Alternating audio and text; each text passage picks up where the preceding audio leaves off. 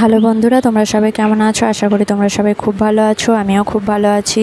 তো রোজ সকালের সব কাজের শেষে পাম্পটা চালিয়ে জল ভরতে হয়। তো জল টল ভরে নিয়ে সাজিয়ে রেখে দিয়েছি সব বোতল। এবার চান করতে যাব, একটুখানি বসবো, বিশ্রাম নেব, তারপরে জলটা খেয়ে চান করতে যাব। আমার ছেলে আজকে স্কুল যায়নি, শরীরটা খারাপ, শ্বশুর শাশুড়ি নিয়ে গেছে ডক্টরের কাছে, একটু ঠান্ডা লেগে গেছে সেই জন্য।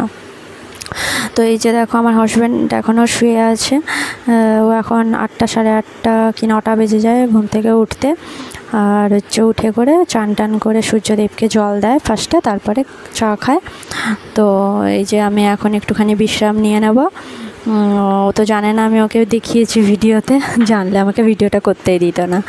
এই যে আমি এখন বসলাম, দিয়ে বসে জলটা খাবো, জল খেয়ে চান করতে যেতে হবে। চান করে এসে রান্না বান্না সারতে হবে, তাড়াতাড়ি রান্না হয়ে যায় আমাদের ঘরে।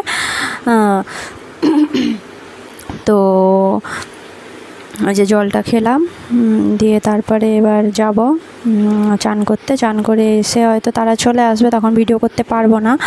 তো এই যে জামা কাপড় মেলে দিয়েছিলাম, তো সেগুলো শুকিয়ে গেছিলো, তুলতে গেছিলাম ছাদে। তো সব জামা কাপড় তুলে নিয়ে এসে একটু ভাবলাম একটু নেচে নিই, ওই জন্য একটু মজা করছিলাম, নাচছিলাম।